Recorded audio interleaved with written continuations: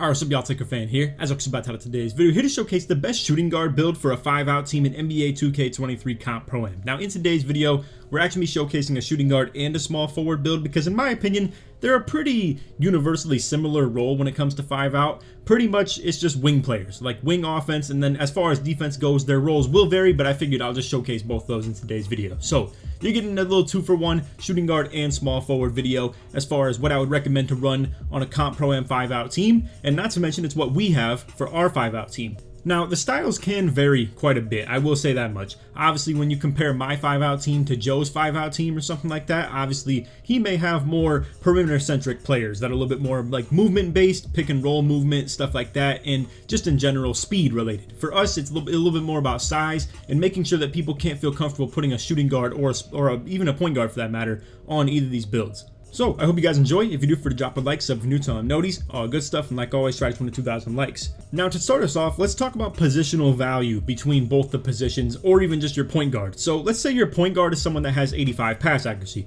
I would recommend that you actually can make this build a point guard as well, because then it's all about positional tie pass accuracy and stuff like that. And what you're going to see in today's video, we have it showcased at 82 pass accuracy. Now, the thing is too, you could even go with this, because obviously if you make it a shooting guard, it'll be fine, and the small forward build that we technically had Tonic make at a shooting guard position, if you were to change that, it has only 75 pass accuracy. So all of these backcourt positions between 1, 2, and 3 are about pass accuracy to decide the positional tie. So to give you guys the best example of what I'm talking about right here, if you made both these builds right here, your shooting guard and small forward in your 5-out team, the exact same position, and gave them the exact same pass accuracy, you will have this issue where you're going to have their icons changing every single game. It's going to be the most annoying thing you could possibly ever run into, and it is a huge detriment to your team. I mean, I'm telling you guys, like, you really want to keep that position the exact same. You never want your B button switching to X, and you don't want your X button switching to B, and you're not going to know who to pass to as a point guard. It's going to be awful. So pretty much my explanation to you guys as far as what we did for our team, I had Zeke make this exact build right here a point guard as well, because we knew for a fact that my build is going to have at least 85 pass accuracy, or my other one has 92. So no matter what, I would be lined up at the 1 and he will be at the 2. And then at that point, if we ever play with another guard, it'll be something where if he's a shooting guard like Tonic's build is, it'll just by default be at the 3 no matter what. So again, it's all just doing math on pass accuracy and just the positions that you'll see on the court. But in today's video, like I said, I just wanted to make sure you guys know we have Zeke as a point guard by all technicality, but he lines up at the 2 every time because of the pass accuracy between me and him. But anyway, 6'9", 185 on the weight, 6'10" wingspan. Go define body shape, that's what I do. I mean, you could go ahead and put it on slight if you would like as well. But as you can see, the build is very well rounded. So we have everything from 87 driving dunk, just for this extra badge point right here, but obviously 86 for the goal takeoff, then 70 driving layup for the George Gervin package. I actually have come to really realize and want to explain to everybody who watches my videos to know if you're going to go with like a 67 driving lay build, because obviously that's where you get this double badge point right here. You can see you get one at 67 driving lay and 87 driving dunk. So that's why we do that. But then I do recommend go that extra 3 points for just the driving layup. I think it's well worth, to be honest with you guys. I think it's a great investment, and that George Gervin package can be really good for gathers in comparison to all the other garbage layup packages essentially. But regardless, if you're just a basic dude who wants to go with regular, like, you know, quick drops, driving dunks, straight arm tomahawks, stuff like that, obviously it doesn't really matter that much, but just wanted to throw that suggestion out there. Not to mention, you're going to want 16 finishing badges for sure, because as you can see, we have posterizer in the tier 3. You're going to need 6 extra after the 10 that you spend between tier 1 and tier 2, so that's exactly what we're shooting for. You're gonna be running slithery, limitless takeoff, about as simple as that, and then fearless finisher as well if you would like. On another note, the standing dunk is obviously extremely high as far as a shooting guard would go, but the whole point of this is to be able to attack smaller shooting guards like the 6'3s that be on him and stuff like that, or the 6'1s even if they dare to get on Zeke as well. So 75 standing dunk, really good as far as attacking that, and not to mention pair that with 87 driving dunk. I know you might like scoff at the close shot you're gonna see on a lot of the builds on our like team as a whole, between the bigs, the locks, anything like that, the like 2 guard, the 3, whatever the case may be. You're going to be scoffing at the close shot if you're a big fan of it. But me personally, I think just the idea of getting the standing dunk and the driving dunk to activate consistently is all that truly matters, in my opinion. But On top of that, what also matters a lot is your reliability to hit from the wing. And 92 3-pointer with a LaMelo Ball base is cash, man. It's going to be fast. It's going to be really, really good. You pair that with some like Oscar and Sadiq Bey uppers. It's going to be a really fast, smooth jump shot that is really consistent with a 92 3-pointer and obviously the gold limitless range. Not to mention you pair in blinders and Agent 3 on the gold level as well. It's a very consistent shot. It's a very consistent build. And even though you are 6'9", and some people would scoff at the idea of a 6'9" shooting guard, this is still a really good wing shooter and can still even be utilized in the pick and roll offense as well. 82 pass accuracy, also plenty fine. It's not elite. Obviously, I'd recommend 85 plus for elite passing, but even for that matter too, this is still plenty fine to dot rotations, to hit the bigs that are dropping down to the paint and you dot their corner, stuff like that, move the ball around the court cleanly. I do think 82 pass accuracy is going to be plenty fine as far as a secondary ball handler, for sure. And then also, as you can see, 87 ball handle for the gold clamp breaker, 75 sweep of ball for the MJ dribble style. Not to mention they both give a badge point. So it's the beautiful world of the 6'9s. You just get everything to work out perfectly for you. So that's about as simple as that. Defensively, you can see our interior defense is at 67 with 88 perimeter defense. It obviously at 86 gives you that gold challenger, silver clamps, and then also like the ankle braces are workhorse on the Hall of Fame level in the tier 1s. 87 perimeter defense giving you that menace, and then obviously 88 just being the badge point. 78 steal for the silver interceptor. We got 81 block. It's just a badge point and gives you that bronze anchor if you would like to run it as well. Not to mention the gold chase down as just options. But to be real with you, I think if there's one thing on the build that could get taken off, it's block rating. I think you actually could be a little bit comfortable with not even running this if you wanted to invest even more into, let's say, your pass accuracy, or maybe you wanted just better mid-range, better anything as far as the finishing goes. Maybe you wanted elite driving dunk ability and stuff like that too. It can't really get to that super juiced level of like 93 on this build, but I will say it's still gonna be pretty respectable. And you could even maybe pair more like driving leg, close shot, stuff like that in. But I think overall, the block is not a horrible investment. It's still going to be able to protect you on the paint. You will still be able to play a little bit versatile, or maybe you even value the defensive rebound a little bit more than block. You could even go with like a weight where it gets you to the 82 defensive rebound that we'll showcase on Tonic's build. And that's the big difference between these guys' two builds, between Zeke and Tonic's build. Tonic has 82 defensive rebound for the gold box out beast, so we can still have him play on the back end if we desperately really want him or need him to do so, but his pass accuracy is down to 75. So it's a little bit of a trade-off between the two builds. But anyway, badge point right here, 49 D-board, and then we also have the 83 speed, 81 excel, 75 vert just for the pro contacts, and then also great stamina, 99. Now, what this build is going to provide as far as takeovers go, you're going to see this amongst the whole team. We have a lot of people that are capable of running the play take for me specifically. I really benefit off having slash takeover. It's one of the things that I would like to think I excel at. The absolute most in this game is when I get slash, I can absolutely just go balls out for the paint. Simple as that. Just go straight into the hoop, dunk meter and all, and just destroy. Simple as that. And to run team takeover boost amongst our whole team really benefits me. I try and like reward the boys by running team takeover boost secondary for my build, but it's tough to sometimes get the double take. It is what it is. But either way, when my teammates are able to run the team takeover boost, this stuff goes hard. And let me tell you, man, it can still be utilized in the half-court offense as an offensive player. We could even still go through Zeke when he gets his takeover on. And then also, obviously, people are going to have to stay at home a little bit more on the corners because it is play-take passing at the end of the day. And then it gets me my takeover way easier because people are going to have to either give up slips, or Zeke might just get easy shots off the fact that they can't really help anywhere, whether it's on the back end or it's the corners rotating and dropping. They can't do that anymore. So that is why we really like the team takeover boost. If anybody doesn't know, as you can see by the description of this, boosts the progress of each of your teammates' takeover meters when activated. You don't even have to be the passer. It could just literally be Zeke spotting up on the wing, and then me running 5 out with it and scoring with double slash take gets me a ton of takeover toward my progress off the fact that it's active.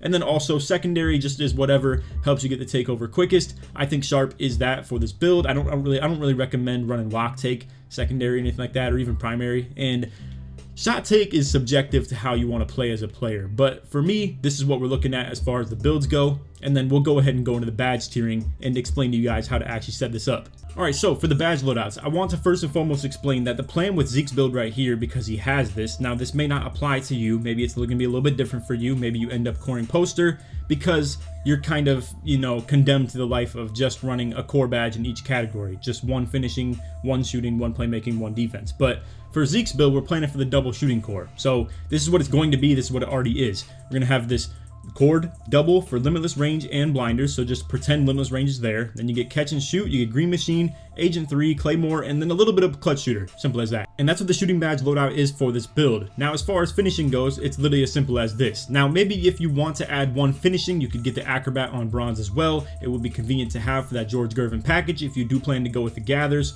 this, that, and the other. But as far as everything that goes for the basics and just, you know, the things that we definitely need, it's going to be poster in the tier 3, and as you can see, we have just enough finishing badges to pull that off. So Slithery, Limitless Takeoff, and Fearless are your tier 1, tier 2s, and then poster, like I said, in the tier 3. Simple as that. It's all we're going to run. No need for fast twitch, rise up, anything like that. Everything that we have is pretty standard and easy to just be able to accept that we're going to run. Now, for the playmaking, we want at least 2 extra for the handles for days, because obviously you're going to want that on the tier 3, and obviously we want silver handles for days. Now if you wanted to add another playmaking, you could just add 3 total, and then boom, you could run bailout on silver and then still have handles for days as well. If you even wanted to run maybe bronze Deadeye, because 2K Labs has tested this at a pretty good rate, that bronze is really like a good bang for your buck sort of thing, then maybe just go 4 extra playmaking, and it'd be as simple as that. Defense is not extremely necessary to put extra badges on, but let's just say maybe you're a fan or a hater of Workhorse and you don't really care to run that.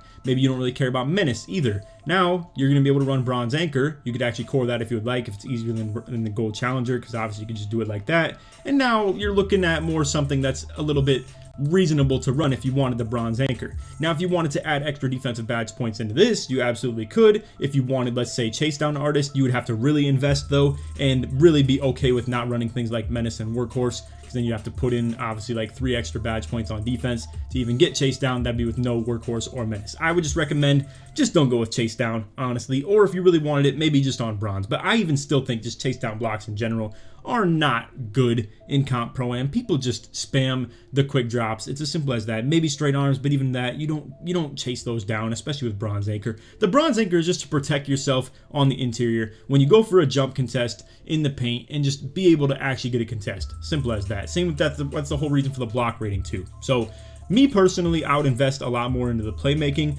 Go with something like this. Go 4 extra playmaking, then boom, you'll be able to run silver bailout, bronze dimer. Don't worry about the defensive investment too heavy. And then as far as shooting goes, everything's perfectly fine. Finishing, if you really wanted 1 extra, bronze acrobat. Simple as that. So that's what we're looking at for the badge loadouts. Let's go to Tonic's build now, the small forward. That's our second spot up on the wing.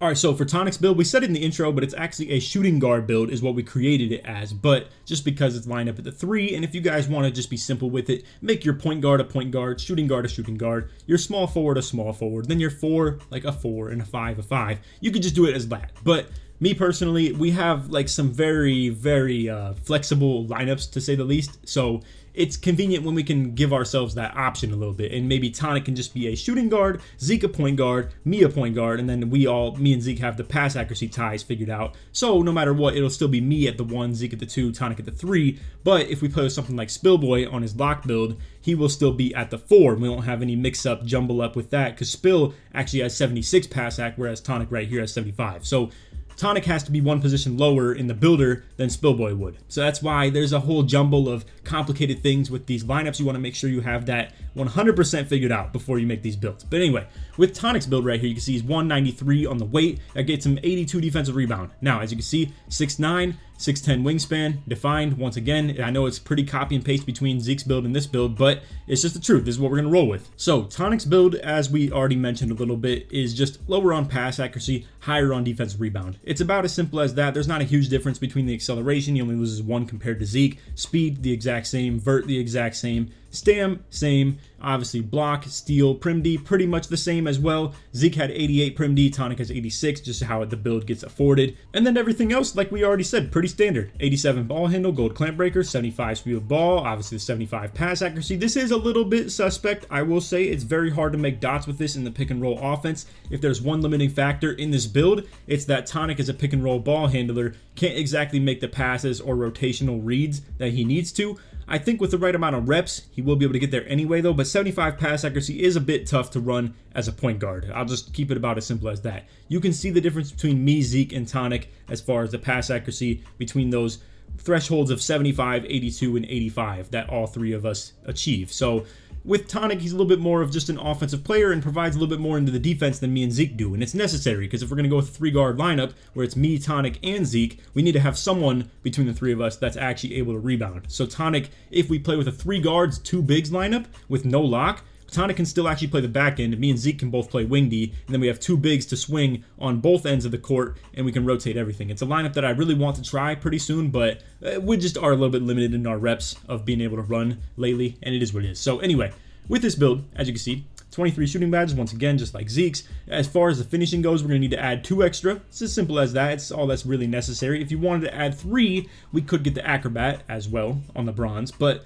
we'll get to that point when we get there. Anyway, the whole point of this build is it pretty much does the exact same thing as Zeke's offensively, just a little bit more limiting in the pass accuracy and provides a little bit better in the rebounding just to secure a box out so that one of our bigs can crash off the corner and go get it. Same thing as far as the takeover goes. I was considering like telling Tonic, and we were like hashing this out between the 2 of us, whether he would end up with slash take or play take. I just figured with me as a player, it's a little bit harder for other people to work with their slash take because I'm not exactly the best spot up shooter. I definitely do not have the reps with that stuff, and as far as people baiting off of me, I think it'd be easier for them to do so, and it'd be a harder time for people with slash take. So Tonic was willing, and thankfully, to just go with the team takeover boost and the play take primary and then run secondary sharp, same way Zeke's going to, and it's going to absolutely provide for me, and I thank him very much for being willing to just take that sacrifice for the team. Alright, so with Tonic's build, I do have to explain real quick. I messed one thing up. We actually got 1 more finishing badge than this build actually got right here. We got 15, so all we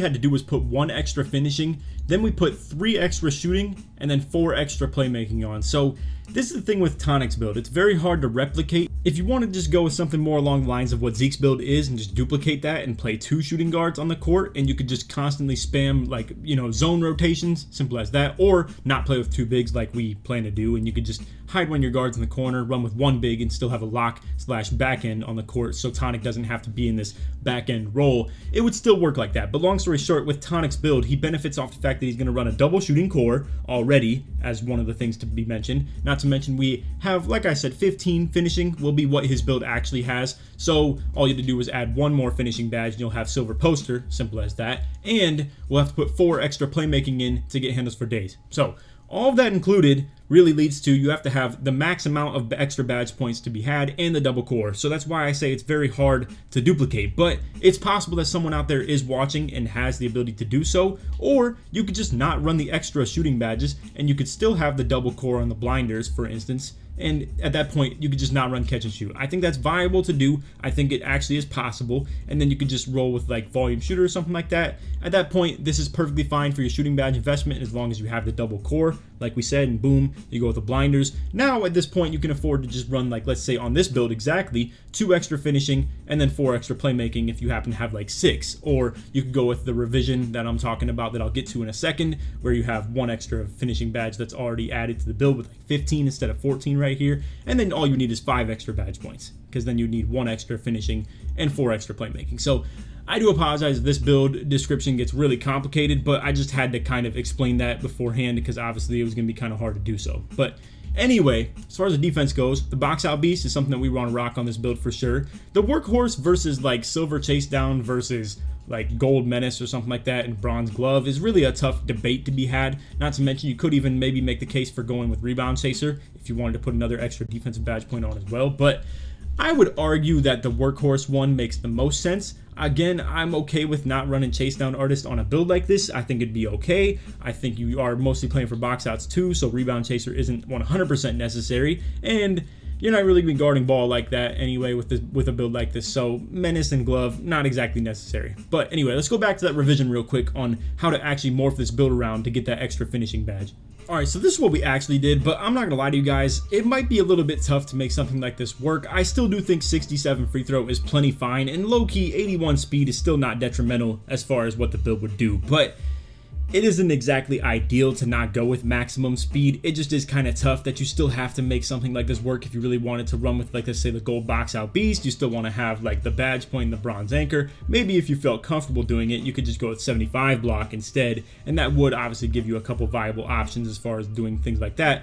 long story short, the whole point of the video was to just give you the identical form of what me and Tonic decided to create, and this actually is what we did. I think going with that revised vision that we just showed earlier, if you weren't going to go with that super like crazy shooting badge loadout where you wanted to run, let's say, blinders, catch, and limitless, would be perfectly fine. I think what we just showcased in like the last little minute of explaining like the original build would be perfectly fine, but this is what we exactly ran with, and it's only because of the fact that Tonic gets 8 extra badge points, has the double shooting core, all that stuff included. So feel free to go into this however you would like as far as customizing the builds, but I just wanted to give you guys the 2 options that we run on our wings as far as our 5-out team, and give you the thorough like badge description as far as what they run as well. But anyway, that is all for the video. I hope you all enjoyed. If you did, feel free to drop the like, sub if you're new, turn on noties, all good stuff, and like always, try to win to 2,000 likes. If you made it to the end of the video and you want to show your support, either put Zeke or Tonic in the comments to show that you made it all the way through. Shout out to these boys for making the builds in the first place, even just being down to play like that in general. And also, if you guys want to see the rest of the team of the 5-out builds, what is the best to run for 5-out teams, or just what we have on our team as far as our options go, feel free to let me know. We can show you the spill build that you see on the right. We got things that Outer and Joey are both going to run. Joey has multiple different builds that he has for options as well. We have a 7-footer with 92 3-pointer, and it plays our wing sometimes when either of these two are missing, and then we can roll with a double bigs and a lock lineup that we might even showcase some gameplay on pretty soon as well. But just let me know if you guys want to see the rest of the builds. I'd be down to show them 100%, and I appreciate all the boys for even allowing me to, you know, drop videos like this, because either they don't make content or they're down to allow me to make the content on this as well. But anyway, it's all for the video. Hope you all enjoyed, and that, take it easy, man. Peace.